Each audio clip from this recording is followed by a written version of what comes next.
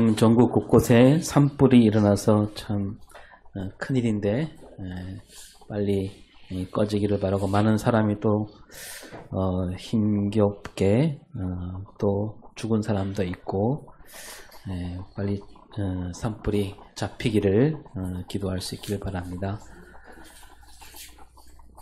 제가 거문도에 들어온 지 만 12년이 됐는데 그 12년 전과 지금 보면 많이 달라졌지요. 여러 가지가 달라졌는데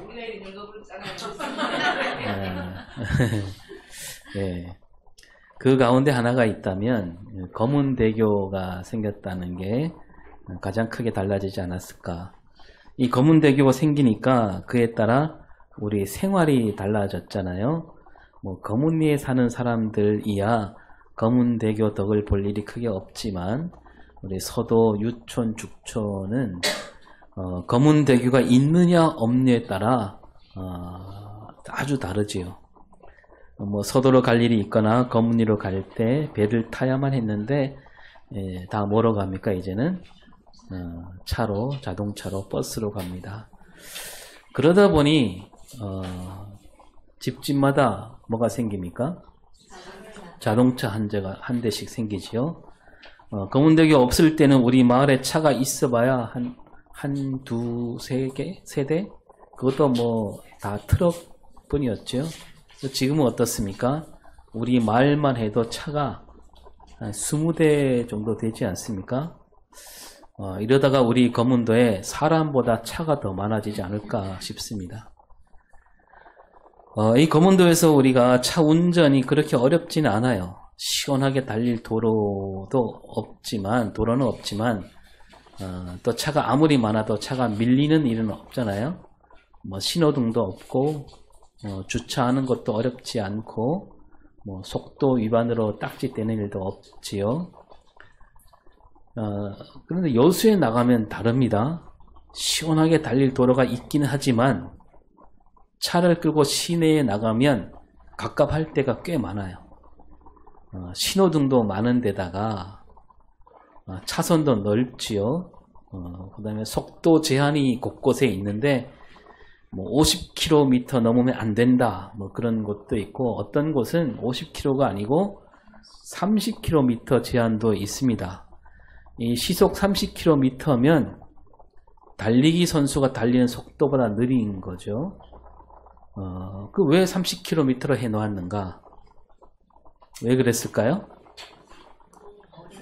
거기에 아이들 때문에.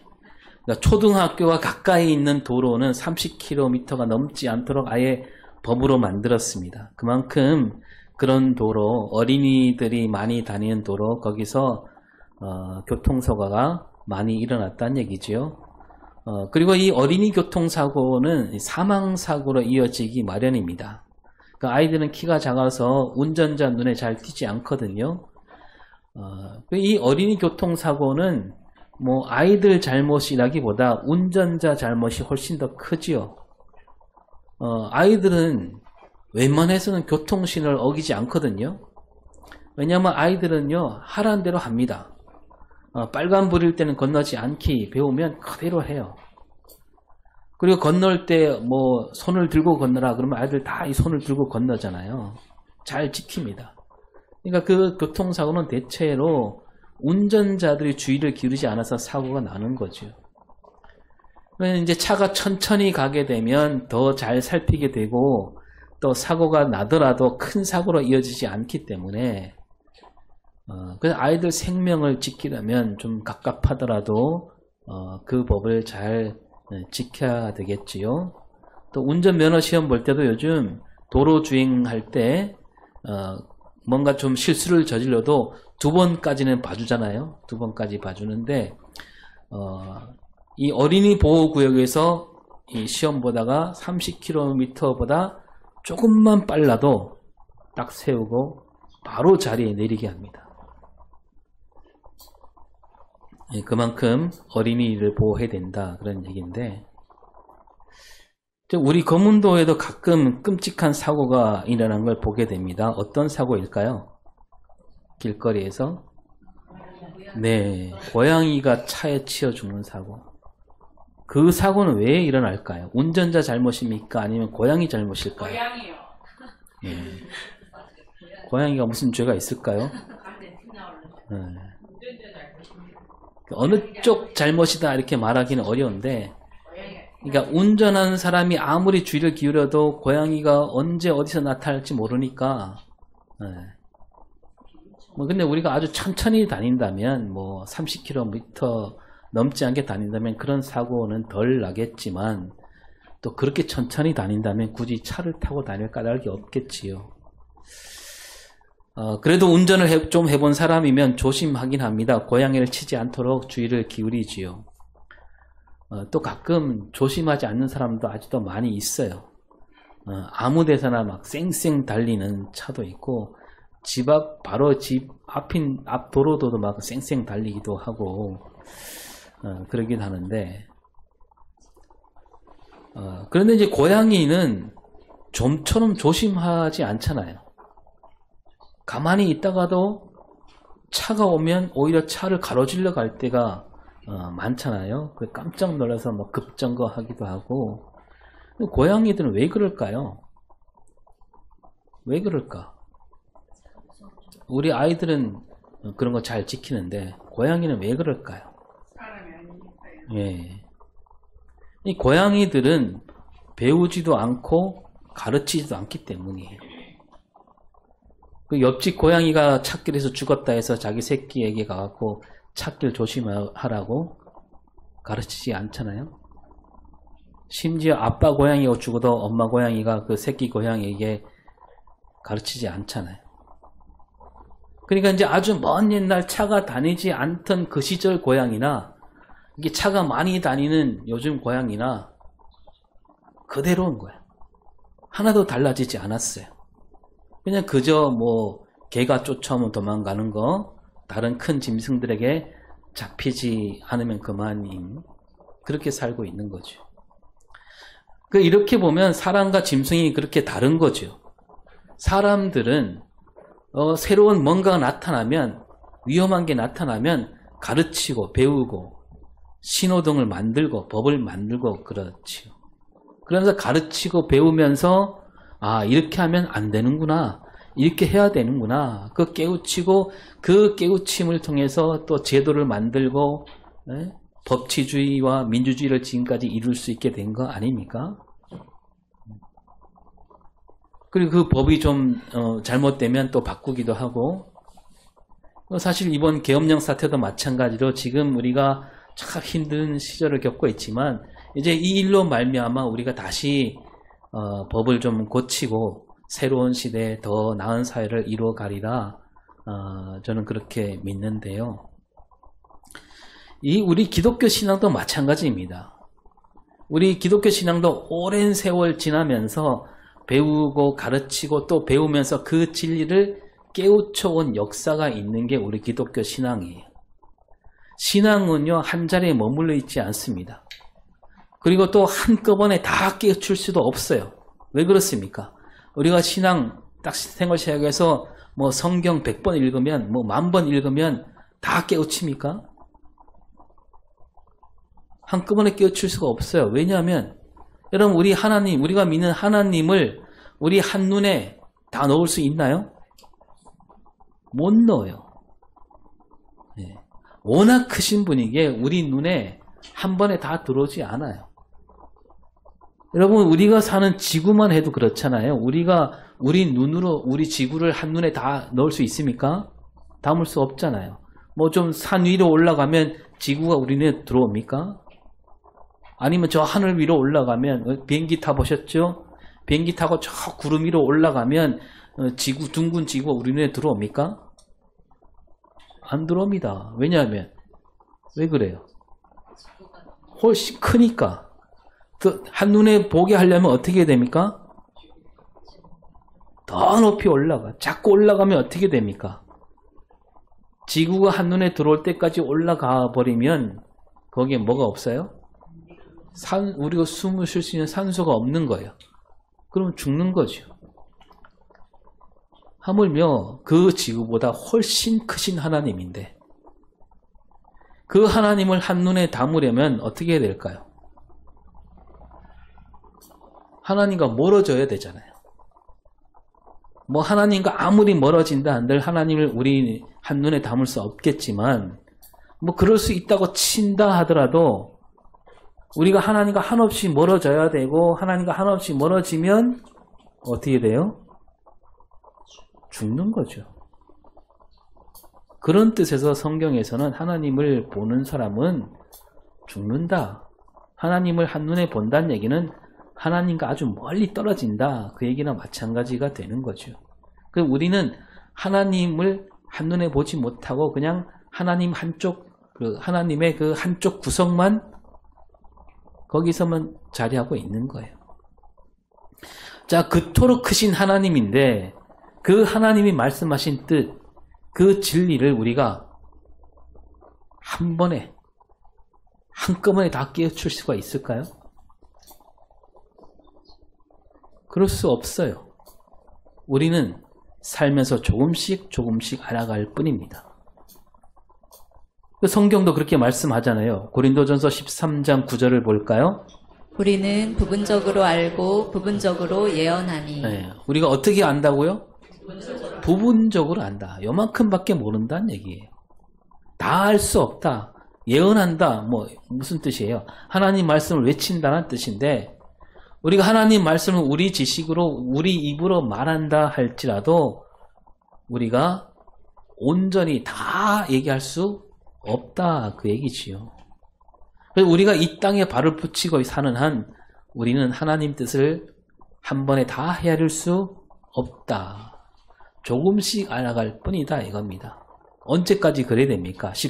고린도전서 13장 12절을 볼까요? 내가 부분적으로 아나 그때에는 주께서 나를 아신 것 같이 내가 온전히 알리라. 그러니까 지금 이 땅에서는 부분적으로 알 수밖에 없다. 근데 그때가 언제예요? 주님 다시 오시는 날. 그때는 우리가 비로소 온전히 알게 된다. 근데 우리가 그때가 언제인지 모르지요. 우리는 그저 그때가 오기까지 이 땅에서 하나씩 조금씩 알아가야 되고 배워야 하고 날마다 깨우쳐야 한다는 겁니다. 오늘 우리가 읽은 말씀에도 그런 말씀이 나오는데 이 고린도 교회, 그러니까 이 오늘 말씀이 예수 안 믿는 사람에게 주는 말씀이 아니에요. 예수를 믿는 그 고린도 교회 교인들에게 주는 말씀이잖아요. 그 편지를 보냈는데 뭐냐 하면 예수 믿고 구원받았다고 해서 다 이루었다 그렇게 여기지 말라. 그런 뜻을 담고 있습니다. 12절을 볼까요? 선줄로 생각하는 자는 넘어질까 조심하라. 네. 그 선줄로 생각하는 사람, 고린도 교회 안에 그런 사람이 많다는 거죠. 예수 믿고 구원받았으니까 이제 나는 다 깨달았다. 더 알지 않아도 된다. 그런 사람들이 많은 겁니다. 뭐 예수 믿고 구원받았으면 됐지. 또 거기에다가 은사도 받잖아요. 고린도 교회 은사 얼마나 많아요. 병 고치는 은사, 능력 나타나는 은사, 예언, 방언 뭐 이런 은사 고린도 교회 사람들은 이런 은사 하나둘씩 다 한두 개 은사는 다 받았잖아요. 그러니까 어떻게 생각하겠습니까? 뭐 자기가 마치 다 아는 것이냐. 세월은 내 편이다. 이제 주님 다시 오실 날만 남았고 그날까지 뭐 나는 내가 하는 말, 내 생각, 내가 하는 일 그거 다 옳다. 이렇게까지 생각하는 사람이 많았던 거죠. 그러니 말썽이 많이 생기는 거예요. 서로 옳다고 그러니까. 바울이 이런 사람들에게 말합니다. 선줄로 생각하는 자는 넘어질까 조심하라. 그리고 그 선줄로 생각하다가 넘어진 사람들, 그런 사람들이 있었다는 얘기예요. 그 이야기를 들려주는데 언제 얘기냐면 이스라엘 백성들이 애굽에서 나올 때 그때와 견주어서 하나씩 가르치고 있는 거죠. 그래서 2절을 볼까요? 가여 다 구름과 바다에서 세례를 받고. 예. 그 이스라엘 민족의 애굽에서 나와 홍해를 건너 이제 광야를 지나가게 되는 일들인데 이 모세가 이스라엘 백성들로 하여 홍해를 지나게 한 일을 가리켜서 이른바 뭐라고요? 세례를 받은 것이다 라고 이렇게 빗대어 말하고 있습니다. 그 홍해를 건너면서 뒤쫓아온 애굽 병사들 따돌렸잖아요. 그러니까 홍해를 건너지 못했다면 어떻게 됐을까요? 그 병사들에게 군대에게 잡혔겠지요. 잡히면 곧 죽음이고. 그 홍해를 이제 건넜고 우리를 쫓아오던 애굽 병사들은 그 홍해에 휩쓸려 죽었습니다. 그러니까 이스라엘 백성들은 이제 살았던 거죠. 살았으니까 구원받았다. 말하자면 세례나 마찬가지다. 그렇게 말하면서 3절 4절을 보겠습니다. 같은 신령한 음식을 먹으며 다 같은 신령한 음료를 마셨으니 이는 그들을 따르는 신령한 반석으로부터 마셨음에 그 반석은 그리스도시라. 네, 거기에다가 신령한 음식 뭘까요? 신령한 음식. 네, 만나와 메추라기. 얼마나 신령합니까? 하늘에서 내려온 만나와 메추라기. 신령한 음료. 그 바위에서 터져나온 물. 그러면서 그 물이 나온 반석이 뭐냐? 그게 곧 그리스도다. 이제 그때는 뭐 그렇게 생각하지 않았겠죠. 모세 때는. 지금으로 말하면 그 반석은 그리스도다. 이스라엘 백성들이 광야에서 목이 말라 힘들어 했을 때 모세가 하나님 말씀을 따라 바위를 지팡이로 내려치니까 물이 나왔잖아요. 근데 그 물은 이스라엘 백성들에게 생명이나 마찬가지다. 따라서 그 물이 나온 반석은 오늘로 말하면 고린도 교회 교인들에게 오늘로 말하면 그 반석이 예수 그리스도다. 애굽은 죽음이고 반석에서 나온 물은 신령한 음료, 그 죽음에서 이기게 하는 생명이다. 그겁니다. 하나님께서 이렇게 생명을 주셨다는 얘기죠. 그런데 이스라엘 백성들이 뭐 잘한 일이 있어서 그 보상으로 생명을 주셨을까요? 그건 아니죠. 하나님은 그들을 불쌍히 여기셔서 그들을 사랑하셔서 그 고통과 죽음에서 건져내셨습니다. 따라서 그 모든 일을 가리켜서 뭐라고 얘기할 수 있습니까? 은혜죠, 은혜. 예. 이렇게 이스라엘 백성들은 하나님께 큰 은혜를 입었습니다. 이 말을 하고 있는 거예요. 그런데 바로 뒤에 나오는 말이 5절에 시작. 그러나 그들의 다수를 하나님이 기뻐하지 아니하셨으므로 그들이 광야에서 멸망을 받았느니라. 예. 하나님이 그들을 기뻐하지 않았대요. 다수를 기뻐하지 않았다. 다수라고 했지만 뭐 몇 사람 중에 조금 많은 사람이 아니라 그때 나온 이스라엘 백성들 거의 다예요. 왜 하나님은 기뻐하지 않았을까요? 예, 이스라엘 백성들이 은혜를 입었지만 그 큰 은혜를 입었지만 하나님 뜻에 맞게 살지 않았다는 거예요. 그러니까 은혜를 은혜로 여기지 않고 그 은혜를 베풀어 주니까 그 은혜를 그냥 우리가 마땅히 받을 거다 이렇게 생각한 거죠. 그러다 보니까 뭡니까? 왜 다른 은혜는 안 주냐? 불평을 일삼고 원망을 밥 먹듯이 했습니다. 그게 하나님의 기쁨이 되지 못했다는 거죠.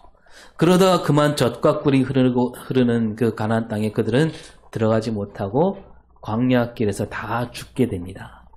애굽에서 나온 사람 가운데 딱 2사람만 들어가지요.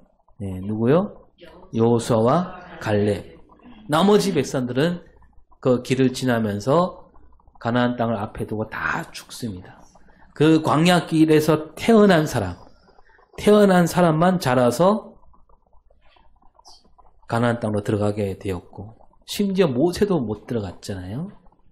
그래서 바울이 여기까지 말한 뒤에 고린도 교회 교인들에게 또 이렇게 말합니다. 6절에 이러한 일은 우리의 본보기가 되어 우리로 하여금 그들이 악을 즐겨한 것 같이 즐겨하는 자가 되지 않게 하려 함이니. 네. 그 바울이 뭐냐면 고린도 교회를 보면서 이스라엘 백성들과 같은 그런 길을 걷지 말라. 그 무슨 얘기인가 하면 지금 고린도 교회가 마치 그때처럼 이스라엘 백성들처럼 그런 위험에 빠져 있다는 겁니다. 하나님께 큰 은혜를 받았는데 그리스도로부터 생명수를 얻었는데 하나님께 기쁨이 되는 삶을 살지 못하고 있다는 얘기입니다. 바울은 이 고린도 교회가 이스라엘 백성들처럼 그런 같은 심판을 받지 않기를 바라는 마음, 그 마음으로 지금 편지를 쓰고 있는 거죠. 그러니까 은혜 안에 살다 보니 그 은혜가 은혜인 줄 모르는 그 고마운 줄도 모르고 자꾸 더 큰 은혜를 바라고 그러다가 그만 그 은혜를 저버리게 되는 그게 바로 뭐냐면 악을 즐겨하는 자가 되는 겁니다. 그러면 악을 즐기는 게 뭐냐면 어떤 아주 나쁜 짓을 저지르는 것만 악을 즐기는 게 아니고 하나님이 주신 은혜를 은혜로 여기지 않게 되는 그게 바로 악을 즐기는 일이 된다. 뭐 오늘 우리도 마찬가지죠. 우리가 태어나면서 지금까지 살아온 모든 세월, 모든 일이 다 하나님 은혜 가운데 있는 거죠. 그런데 우리가 그러다 보니까 하나님 은혜 가운데 있으니까 그 은혜를 잊어버리기가 너무 쉬워요. 마치 공기를 마실 수 있는 일이 얼마나 고마운 일인지 우리 모르는 것과 같은 거 아닙니까?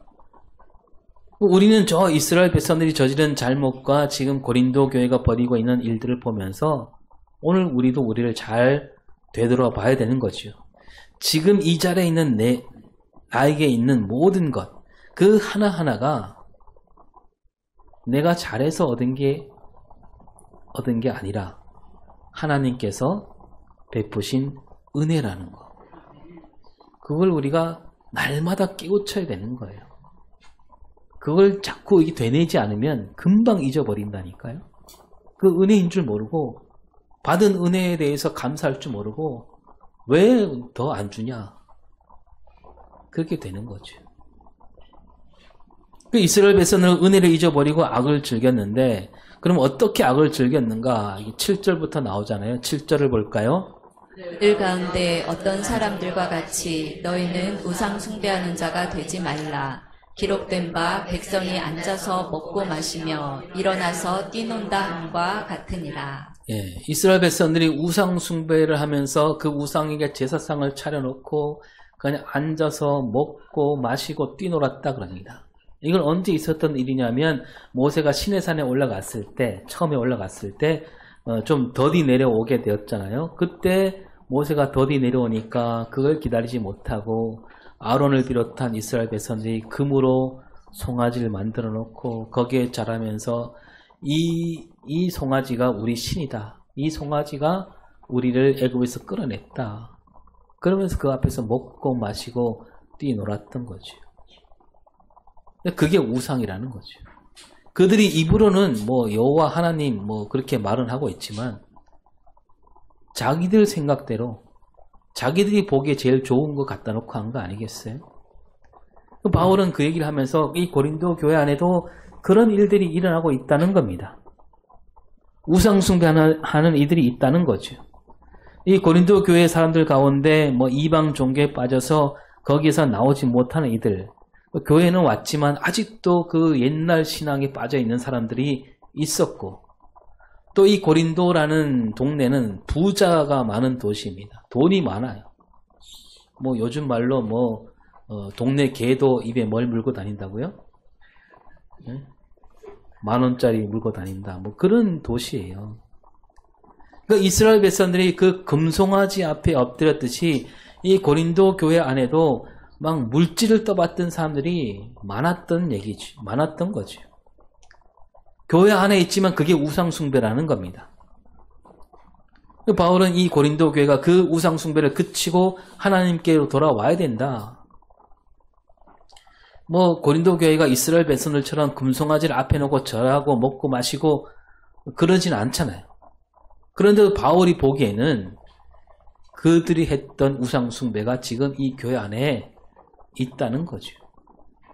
예수 믿는다 하면서 세상 영광의 마음을 빼앗기는 일, 그게 우상숭배나 다름이 없다라고 생각하기 때문에 이 얘기를 하고 있는 겁니다. 그리고 이 우상숭배는 바로 뒤에 나오는 그 음행과 이웃에 있어요. 8절을 볼까요?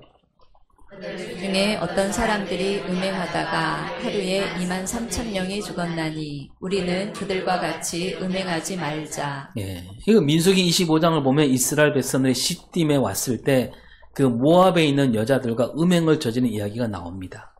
이 일로 이스라엘에 연병이 생겨나고 그 연병으로 24,000명이 죽습니다. 근데 음행이 뭐냐 하면 먼저 몸으로 저지른 더러운 짓을 가리키는 게 음행이죠. 이스라엘 백성들이 실제로 그런 짓을 저질렀는데 모함 여자들과 음행을 저질렀는데 그 여자들이 어떤 여자들이냐 하면 바알 보호를 섬기는 그 이방 그 종교는 다 그래요. 그 신전 앞에 다 여자들이 있어요. 그 여자들과 그랬다는 겁니다. 따라서 여기서 음행이란 말은 하나님을 섬기면서도 그 이방 신전에 가서 다른 신도 같이 섬긴다 그런 뜻입니다. 그렇잖아요. 하나님만 섬기지 않고 다른 신도 같이 섬기는 거, 그 음행하고 같은 이치잖아요. 이 고린도 교회 교인들 가운데 예수를 믿는다 하면서도 아직도 세상에 미련을 두고 있는 이들이 많다는 얘기죠.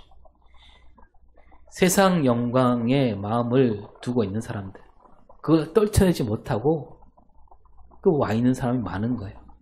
교회 안에 와서도 교회에서도 어떻게 하면 저 세상 부자들처럼 부자가 될 수 있을까? 그런 마음으로 앉아있는 사람들이 많다는 거죠. 그게 우상숭배고 그게 음행이라는 얘기입니다. 그리고 이제 9절 말씀은 시험하다가 뱀에게 물려 죽은 이야기를 하고 있고, 이스라엘 백성들이 호르산을 지나 에돔 땅으로 가다가 길이 너무 멀다고 하나님과 모세에게 원망을 퍼부었을 때 그때 하나님이 불뱀을 보내시잖아요. 이 일을 가리켜서 바울은 이스라엘 백성들이 하나님을 시험하다가 뱀에게 물려 죽었다. 이스라엘 백성들의 틈만 나면 하나님과 모세에게 불평하는데 그게 바로 하나님을 시험하는 것이 되었다는 얘기입니다. 그렇게 혼이 나고도 또 원망하고 있으니까 그게 곧 하나님을 시험하는 게 아니냐. 바울은 고린도 교인들에게 주를 시험하지 말라. 잦은 원망이 바로 시험이 된다는 거죠. 말하자면 하나님께서 이래도 참으실까? 그런 시험인 거죠. 오늘 우리도 그렇게 할 수도 있잖아요. 차마 입 밖으로 내지는 않지만 속으로 하나님께서 왜 내 바람을 들어주지 않을까? 그런 마음이 자꾸 쌓이고 쌓이면 그게 하나님을 시험하게 된다는 겁니다. 그러니까 하나님께서 나에게 아직 주시지 않은 거, 그거를 이렇게 손꼽아 놓는 게 아니라 하나님께서 지금까지 나에게 주신 거, 나에게 주신 은혜, 그 은혜를 헤아리면서 그 은혜를 기리며 기쁨으로 감사하는 마음으로 나갈 때 그때 우리가 원망하지 않고 그게 하나님을 시험하는 일에서 벗어날 수 있는 길이 된다는 거죠. 고린도 10절에서 원망하지 말라 또 이렇게 말합니다. 원망은 멸망을 불러오게 된다라고 하면서 11절에 뭐라고 되어 있습니까? 내게 일어난 이런 일은 본보기가 되고 또 말세를 만난 우리를 깨우치기 위하여 기록되었느니라. 예. 그러니까 그 이스라엘 백성을 얘기를 한 뜻이 그거라는 겁니다. 그들에게 일어난 일들이 지금 우리에게는 뭐가 된다고요? 본보기가 되고 그 본보기로 삼아서 우리를 깨우치려고 기록된 하나님 말씀이 아니냐.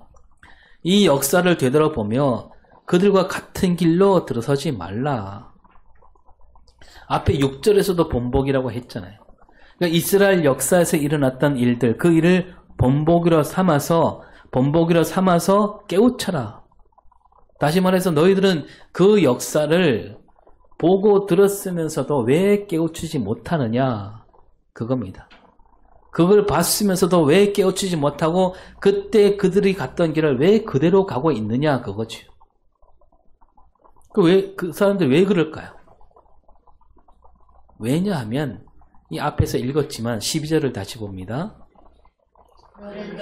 선줄로 생각하는 자는 넘어질까 조심하라. 예, 선줄로 생각했기 때문이라는 겁니다.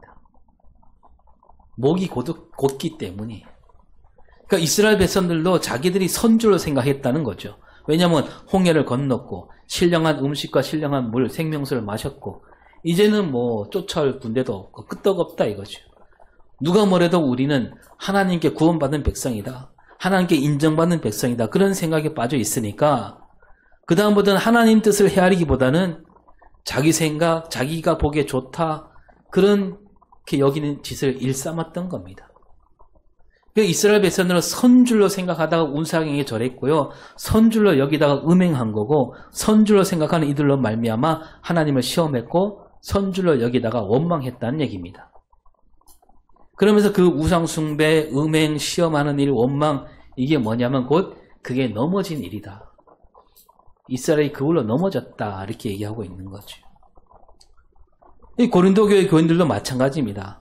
앞에서 말씀드렸듯이 자기들이 예수 믿고 구원받았고 또 다른 그 어떤 교회보다 막 온 마음을 다해서 막 뜨겁게 신앙생활을 하고 있고, 그러다 은사도 받았고 선줄로 여기는 거예요, 자기들이. 그래서 내 생각대로 살아도 된다, 내가 하는 말이 옳다, 서로 그냥 우기기에 바쁜 거죠. 그러니까 교회가 날마다 시끄러운 겁니다.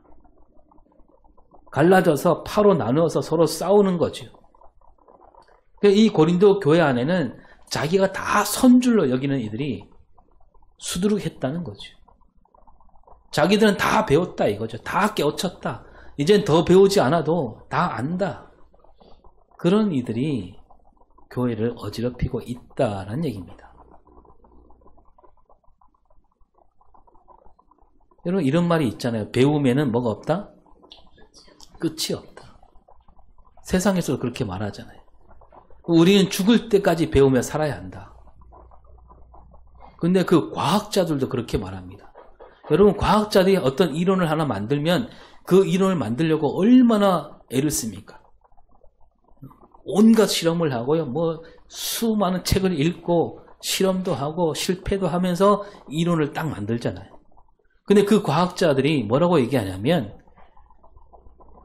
그 어떤 과학 이론도 절대적이지 않다고 얘기합니다. 과학자들이 그렇게 얘기해요. 영원한 과학 이론은 없다고 생각합니다. 진짜예요. 그렇게 말합니다. 뉴턴이 세운 과학 이론은 아인슈타인이 무너뜨렸고요. 아인슈타인은 양자역학으로 깨집니다. 그래서 과학자들은 언제나 그런 마음가짐이에요. 내가 세운 이론, 내가 배운 이론, 그 이론을 무너뜨릴 수 있는 다른 이론이 나오면 나는 그 이론을 얼마든지 받아들이겠다. 이게 과학자들이 공부하는 태도거든요. 신앙도 마찬가지로 여러분 끝이 없는 거예요. 우리가 예수 믿고 구원받았다고 해서 이제 다 이뤘다. 그거 아닙니다. 바울이 죽음을 앞두고 이렇게 말하잖아요. 빌립보서 3장 12절. 내가 이미 얻었다 함도 아니요 온전히 이루었다 함도 아니라 오직 내가 그리스도 예수께 잡힌 바 된 그것을 잡으려고 달려가노라. 네. 바울은요, 그 바울이 수많은 교회를 세운 그 바울이 죽음을 앞두고 얼마나 많은 일을 했습니까? 그런데도 뭐라고 합니까? 내가 다 얻은 것이 아니다. 다 이룬 것도 아니다. 예수께서 나를 사로잡기에 다 얻을 때까지, 다 이룰 때까지 나는 앞으로 달려가고 있다. 그 누구도 다 이뤄낼 수 없다는 얘기입니다. 다른 말로 하면 누구나 하나님 앞에 섰을 때는 다 이룬 사람이 없고 아직도 나는 모자라는구나. 모자람 투성이다. 그러니까 하나님 앞에서는 뭐 안다라고 하는 것이 아니라 하나님께서는 하나님 앞에 와서는 주님 저는 아직도 아무것도 모릅니다. 오직 주님만이 모든 것을 아십니다. 이러한 마음가짐이라야 우리가 참된 신앙으로 설 수 있다는 겁니다. 그 어떤 권사님이 그럽디다. 목사님 저는 권사라고 하지만 아직 아무것도 모릅니다. 구영매도 어떻게 하는지 잘 모르고 기도도 줄줄 나오지 않고 뭐 어느 가정에 가서 가정을 놓고 조목조목 기도해야 되는데 그것도 잘 안 되고 참 부끄럽습니다. 여러분 제가 늘 말씀드리지만 그런 마음가짐을 끝까지 가져가야 됩니다. 아무리 오래됐다 해도 처음 가졌던 그 마음, 내가 이런 직분을 받아도 되는가? 나는 그럴 만한 그릇이 됐는가? 그런 마음가짐이 있을 때 그때 비로소 하나님이 채워주시는 거죠. 하나님, 제가 어떻게 기도해야 될지 저는 잘 모르겠습니다. 그것도 알려주십시오. 그러면서 성경 말씀을 더 보고 또 말씀을 더 새겨 듣고 그러면서 하나씩 깨우쳐 가는 거죠. 또 그렇다고 해서 내가 뭔가 하나 아주 그냥 기가 막힌 거 깨우쳤다 해서 고개를 빳빳이 들고 그거 막 우기면 될까요? 아니에요. 정말로 깨우친 사람들은 그렇게 안 해요. 깨우친다는 말은요, 뭐냐면 딱 깨우치고 나면 내가 아직도 내가 아는 것보다 모르는 게 더 많구나. 이게 진짜 깨우침이거든요. 여러분, 목사도 마찬가지예요. 신학대학교에서 다 배웠으니까 교회에서 가서는 그 신학대학교에서 배운 거 이제 하나씩 이렇게 꺼내갖고 보따리 풀듯이 교인들에게 알려줄 수 있다.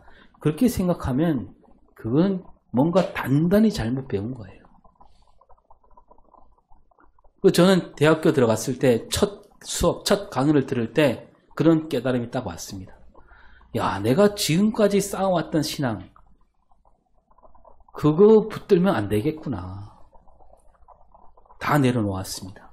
여러분, 제가 이래봬도 아주 어릴 때부터, 젖먹이 때부터 교회 다녔고요. 유치부, 유년부, 중등부, 고등부 빠짐없이 다녔거든요. 중등부가 그때 제가 다닐 때 90명까지 나왔고 고등부 60명 있었습니다. 근데 거기서 제가 중등부 회장도 하고 고등부 회장도 둘을 거쳤습니다. 그 교회 역사상 중등부 회장과 고등부 회장을 다 거친 사람은 저밖에 없어요. 거기다가 부흥회란 부흥회 다 쫓아다녔습니다. 내일 중간고사인데도 부흥회 있다고 하면 쫓아다녔습니다. 그런 신앙 경력을 안고 제가 신학대학교에 들어간 거 아닙니까? 여기에다가 이제 조금만 더 이게 기술만 좀 배우면 목사로서 모자람이 없겠구나. 들어갔는데 첫 시간에 다 깨졌어요. 그게 아니었던 거예요. 이거 처음부터 다시 배워야 되는구나.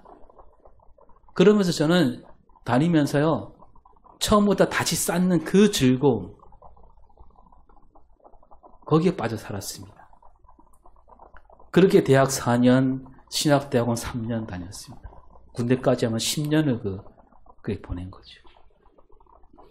근데 이제 교인들도 목사를 볼 때 그렇잖아요. 목사님은 학교에서 다 배웠을 텐데 이제 우리한테 가르쳐 주기만 하면 되는데 이렇게 생각하기도 하죠. 근데 그거 아니에요. 여러분, 신학대학교에서 뭘 배웁니까? 학교를 다 마치면요, 다 배웠다, 이제 가르칠 것뿐이다, 이게 아니에요. 학교를 마칠 때 이제부터 시작인 거예요. 이제부터. 이제 교회 현장에 가서 이제 교인들과 함께 말씀을 어떻게 읽어야 될까? 교인들과 함께 이 말씀을 어떻게 풀어야 할까? 그 길을 함께 찾아가는 겁니다. 그러니까 목사가 된 다음에도요, 끊임없이 공부해야 되는 겁니다. 책도 더 읽어야 되고요, 성경도 더 꼼꼼히 읽어야 됩니다. 근데 목사님들 가운데 가끔 그런 분들이 있더라고요. 무슨 일이든지 다 정답을 말해주려고 하는 사람들. 모른다고 하면, 잘 모른다고 하면 큰일 나는 줄 알고, 잘 몰라도 막 아는 척 하면서 막 얘기해주는. 여러분, 목사라고 해서 다 알아야 됩니까? 다 압니까? 모를 수도 있어요. 아직 생각해보지 못한 일들도 많고, 겪지 못한 일도 많잖아요. 모르면 모른다고 할 수 있어야 되고, 하긴 교인들이 그런 목사를 더 좋아하잖아요. 뭘 물어도 바로 또박또박 힘차게 이게 정답이다 말하는 목사. 여러분 어떻습니까? 무슨 말을 하든지 그냥 배에 힘을 딱 주고 그냥 똑부러지게 이건 이거다, 그건 아니다, 이런 목사님을 따라가고 싶습니까? 아니면 때로는 글쎄요, 그거 나 잘 모르겠는데요, 더 알아보고 더 찾아보고 알려드리겠습니다, 그런 목사를 따라가고 싶습니까?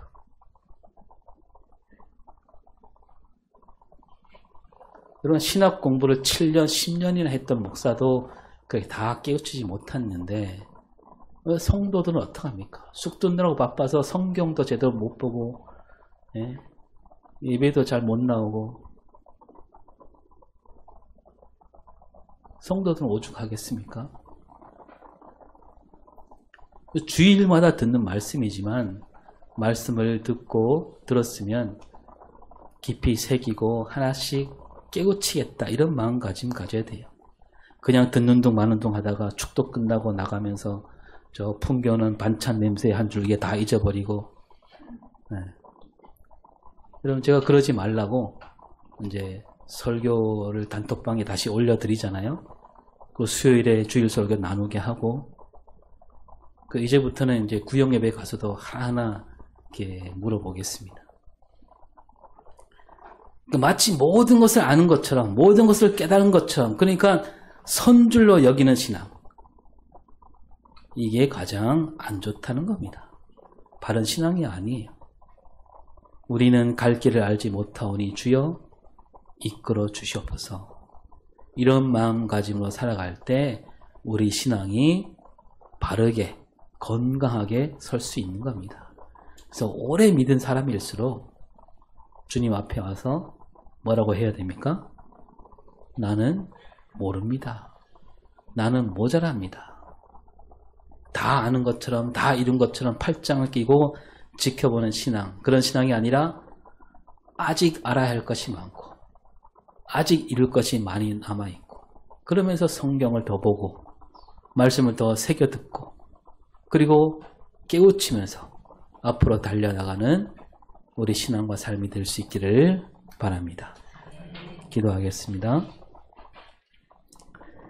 하나님, 우리가 하나님 주신 말씀을 보고 또 보기를 힘쓰며 또 말씀 듣기